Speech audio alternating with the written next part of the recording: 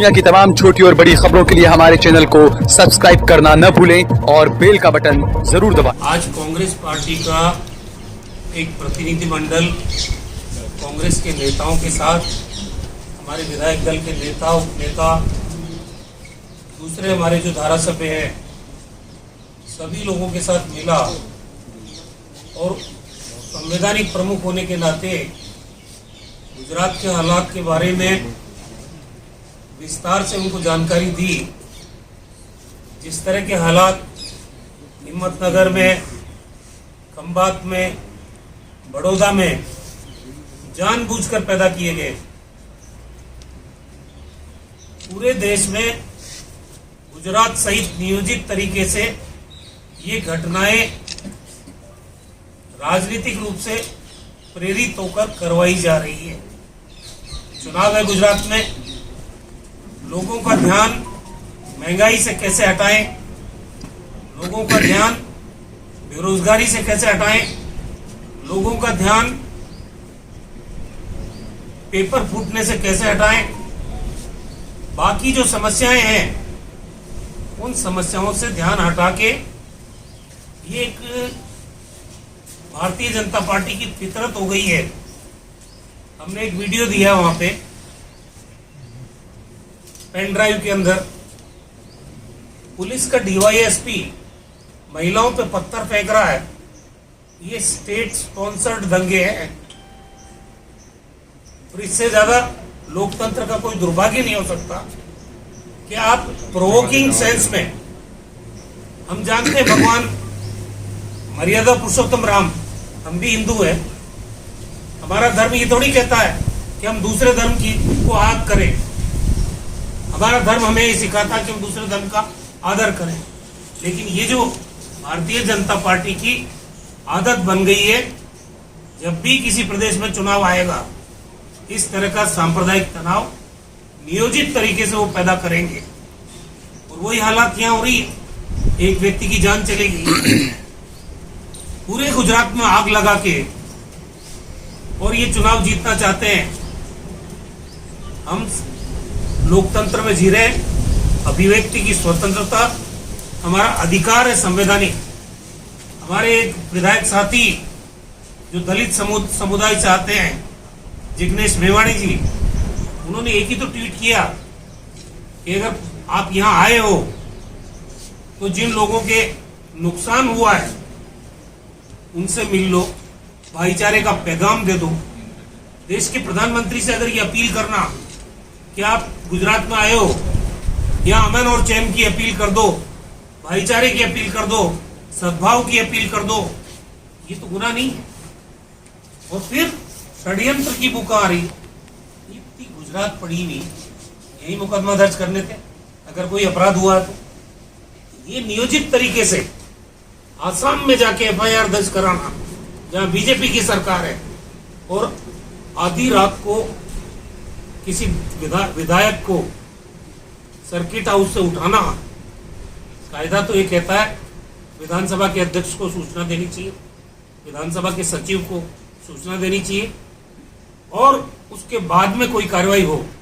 लेकिन तमाशा है, पूरा गुजरात समझ रहा है कि जिग्नेश मेवाणी जी को आसाम की पुलिस क्यों ले गई। ट्वीट वो यहां कर रहे हैं, गुजरात में उस ट्वीट से कोई हाथ नहीं है और आसाम में हाथ हो रहे हैं। ऐसा तमाशा, और फिर बंद लिफाफे में सरकार रिपोर्ट देती है ताकि लंबे समय तक इंतजाम हो जाए कि लोकतंत्र का गला घोटना है और क्या है। और ऐसा नहीं समझे बीजेपी कि कांग्रेस पार्टी खामोश रहेगी। आम आदमी गुजरात का समझ रहा है कि हमारे अमन चैन को कौन छीन रहा है। हमारे धारासभ्य जो दलित समाज के हैं, उनको आप प्रताड़ित करने की योजनाबद्ध ये कार्रवाई कर रहे हो। इससे कुछ हासिल होने वाला नहीं है। जनता महंगाई से त्रस्त है, जनता कानून और व्यवस्था की स्थिति खराब है। अब आज पुलिस का काम लोगों पे पत्थर फेंकना है क्या, एक समुदाय विशेष के?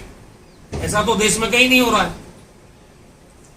ये बहुत खेदजनक बातें हैं। हर व्यक्ति को इस लोकतंत्र में जीने का अधिकार है।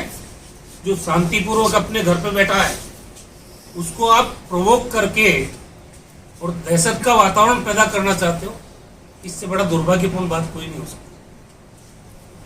रघु शर्मा जी, नरेश पटेल दिल्ली गए हैं, कांग्रेस के हाईकमांड से मिलने वाले, बड़े नेता से मिलने वाले, अब तक शामिल होने की संभावना है? देखिए, नरेश पटेल साहब इसमें ऐड करना परेश धानानी के साथ साथ नरेश पटेल क्या नरेश पटेल भी गए हैं, उसमें ऐड करना मैं समझा नहीं। सर, नरेश पटेल आज दिल्ली गए हैं सोनिया जी से 4 बजे। परेश धानानी का क्या हुआ? परेश धानानी भी गए हैं। हाँ, तो यार हमारे पार्टी के कोई नेता अगर दिल्ली जाते हैं, जैसे परेश धानानी जी के लिए आपने बोला, तो जा ही सकते हैं, मिल सकते हैं सबसे। आज सवाल नरेश पटेल जी का, वो बहुत ही सामाजिक और सम्मानित नेता है गुजरात के। अगर वो कांग्रेस नेतृत्व से मिलने दिल्ली गए हैं, ये तो खुशी की बात है। मैंने तो शुरू से कहा है कि कांग्रेस पार्टी में ऐसे लोगों का स्वागत है और उनके आने से पार्टी को ताकत मिलेगी। ये हमारे पार्टी की सबकी विचार है। जितने भी हमारे नेता हैं सब वेलकम कर रहे हैं, वो आए हो तो स्वागत है। सर, हार्दिक पटेल आपसे नाराज है? चालू है लाइव। सर, हार्दिक पटेल और ललित बसोया दो आपके ऐसे नेता हैं जिन्होंने भाजपा की तारीफ की है, आप क्या मानते हो उसके बारे में? देखिए, इसका जवाब तो वो ही दे सकते हैं। अगर मैंने तारीफ की है तो मैं ही जवाब दूंगा कि वो किस संदर्भ में उन्होंने ये बात कही है। मुझे वो मिलेंगे, मैं उनसे भी पूछूंगा, लेकिन संदर्भ जो है कि उन्होंने ये किस परिप्रेक्ष्य में बात कही है, वो बात तो जो बोलने वाला वही बता सकता। पॉलिटिकल पॉलिसीज जो है, अपनी पार्टी जो पॉलिसीज है उसके बारे में उन्होंने अप्रिशिएट किया है बीजेपी को। मेरी जानकारी में नहीं है, जब वो मिलेंगे तो पता करूंगा, और वो किस संदर्भ में उन्होंने बोला वो पता। हार्दिक के बारे में बात है शर्मा जी, तो क्या उस मामले को कहीं न कहीं समझाने या उसको शांत करने का कुछ प्रयास हो रहा है? क्या हो रहा है? नहीं, मेरे तो कुछ समझ में नहीं आ रही, आपका सवाल मुझे समझ में नहीं आ रहा। नाराजगी उन्होंने स्पष्ट कर दिया ना कि इसमें नाराजगी तो प्रदेश हमारी नेताओं पार्टी से- के अंदर का मामला है। हमारे परिवार में कल मैं सुखराम भाई से नाराज हो जाऊं या हमारे जो उपनेता हैं शैलेश भाई, वो मुझसे नाराज हो जाए, ये तो परिवार में होता रहता है, वो तो समाधान हम ही करेंगे ना।